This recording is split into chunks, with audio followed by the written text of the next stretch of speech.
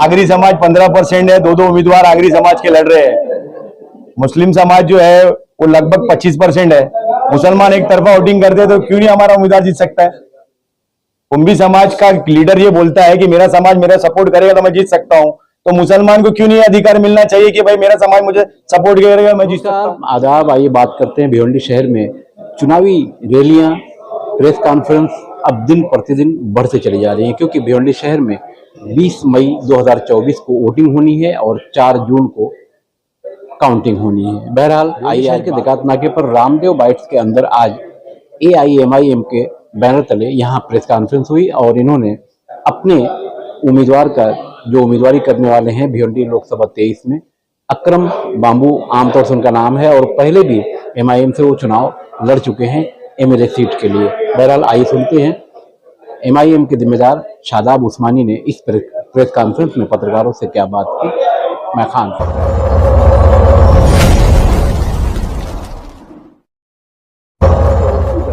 मुसलमान समाज इसलिए वोट करे कि बैरिस्टर असद अवैसी साहब का जो धोरण है, हमें देख रहे हैं कि मुल्क में कहीं भी नाइंसाफी होती है तो सबसे पहले बैरिस्टर असद अवैसी साहब बोलते हैं, चाहे वो NRC CA हो, चाहे ट्रिपल तलाक हो, चाहे बाबरी से लेकर दादरी तक हो। हर मुद्दे पे सबसे पहले मुल्क में अगर कोई रोड पर आता है तो मजलिस इत्तेहादुल मुस्लिमीन की क़यादत आती है, तो क्यों नहीं मुसलमान उनका साथ देगा? चुनावी एजेंडा क्या है?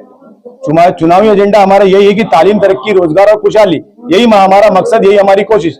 हम सबसे पहले भिवंडी शहर से टोरेंट पावर लिमिटेड नामी जो प्रताड़ना है उसका खात्मा करना चाहते हैं। हमारा खासदार चुनकर आएगा तो पार्टी की संगठन की तरफ से हमारे खासदार को ये हिदायत होगी कि टोरेंट पावर लिमिटेड कंपनी को खात्मा करने के लिए क्या आप अब तक प्रयास कर सकते हैं वो आप करें। दूसरी, आरोग्य सेवा, IGM हॉस्पिटल को डिविजनल दर्जे का मिलना चाहिए। ये सब डिविजनल दर्जा मिलने के बाद हमें देखते हैं कि आमदार रईस शेख संघर्ष कर रहे हैं, कपिल पाटिल संघर्ष कर रहे हैं, इलाज नहीं हो रहा है। मंत्री है, इलाज नहीं हो रहा है। रईस शेख सरकार में थे, इलाज नहीं हो रहा है और कुछ भी नहीं कर पा रहे। तो भिवंडी IGM हॉस्पिटल को जो है सब डिविजनल दर्जा हटा के उसको डिविजनल दर्जा का काम दिलाने का काम। देखिए, मुसलमान समाज पूरे मुल्क में पिछड़ा हुआ है, इस तरह साबित होता है कि मुल्क में कहीं भी झुग्गी झोपड़ी नजर आएगी तो वहां मुसलमान नजर आएगा। आप ये देखिए कि भिवंडी शहर में और भिवंडी शहर के अतराफ जितने ग्रामीण है सब जगह झुग्गी झोपड़ी में अक्सरियत तादाद मुसलमानों की होती है। पानी, सड़क, रोशनी, इसी के लिए परेशान है मुसलमान। आरोग्य सेवा नहीं है, ट्रांसपोर्ट सेवा नहीं है, शिक्षा नहीं है, उच्च शिक्षा नहीं है। तो ये सो कॉल्ड सेकुलर पार्टियां जो लगातार सरकार में रही है, इन्होंने क्या किया? इस लोकसभा में पापड़ तल रहे थे क्या? इस लोकसभा भिवंडी के अलावा आपने कहां दौरे किए और वहां की किस तरह की समस्या है? देखिए, सेम समस्या सभी जगह है। मुसलमान अक्सरियत तादाद में झुग्गी झोपड़ियों में रह रहा है।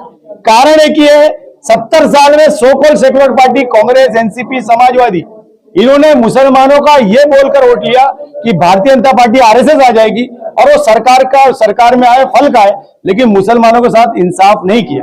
आप ये चुनाव मैदान में खाली समस्याओं को लेकर उतरे हैं कि अदर समस्याएं भी है? देखिए, हमारे खासदार इम्तियाज जलील पे जब मुसलमानों ने विश्वास किया, एक तरफा वोट किया, तो खासदार इम्तियाज जलील साहब जब खासदार बने तो पिछले 5 साल में उन्होंने इतना काम किया कि न सिर्फ उस लोकसभा मतदार क्षेत्र का पिछड़ा समाज बल्कि हिंदू समाज भी उनके साथ में कांधे से कांधा मिलाकर प्रचार में काम कर रहा है।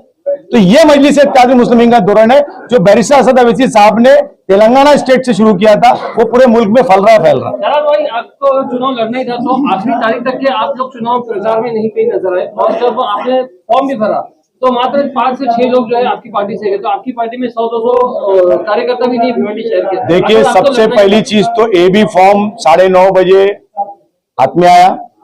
3 बजे तक फॉर्म भरने के आखिरी टाइम था। बहुत से डॉक्यूमेंट कैंडिडेट के कंप्लीट नहीं थे, जो कंप्लीट करना था। जुम्मा का दिन था, इसलिए सभी कार्यकर्ताओं को बुलाना मुनासिब नहीं था।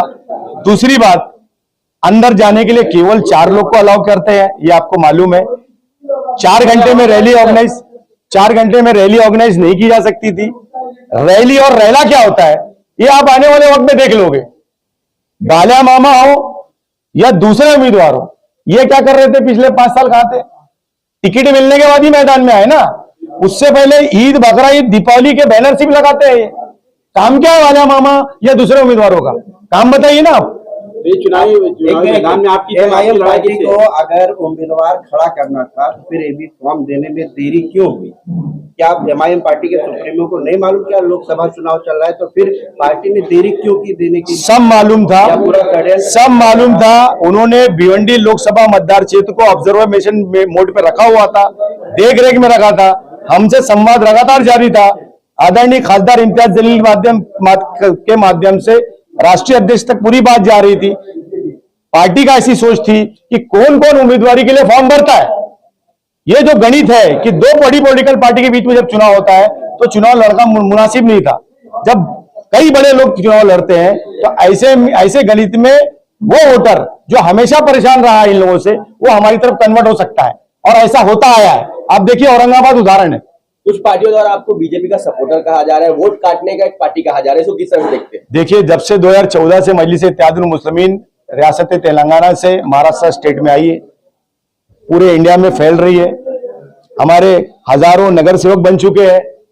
बिहार में 5 एमएलए बने, स्टेट में हमारे एक खासदार बने।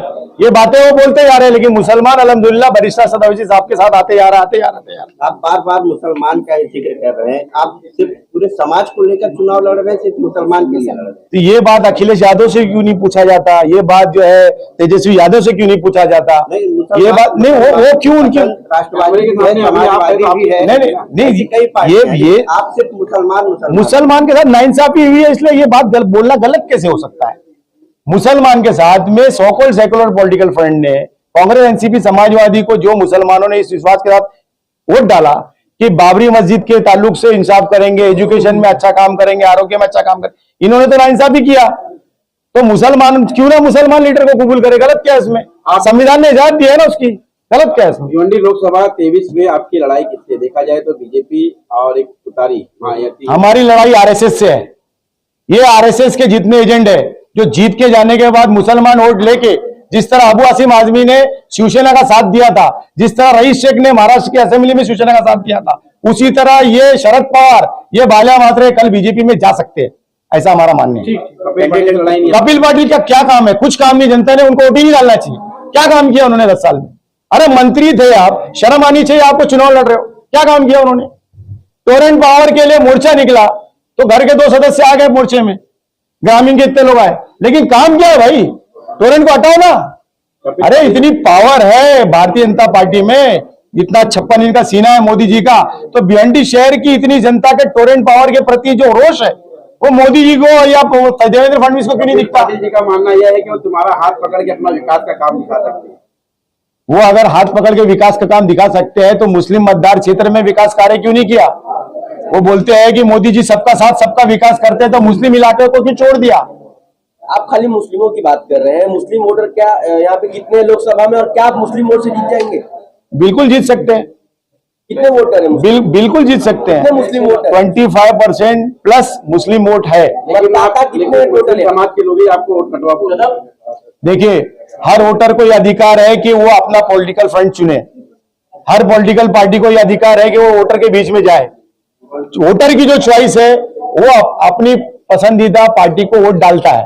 पतंग जो सिंबल है, वो जिसको पसंद है वो पतंग को ही डालेगा।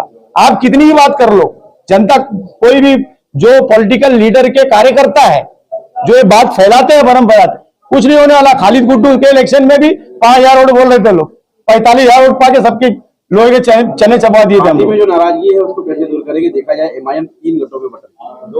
देखिए, पुलिंग मजलिस इत्तेहादुल मुस्लिमीन की क़यादत बैरिस्टर असद अवैसी साहब करते हैं। बैरिस्टर असद अवैसी साहब का जो नेतृत्व है, हर कोई उसको पसंद करता है।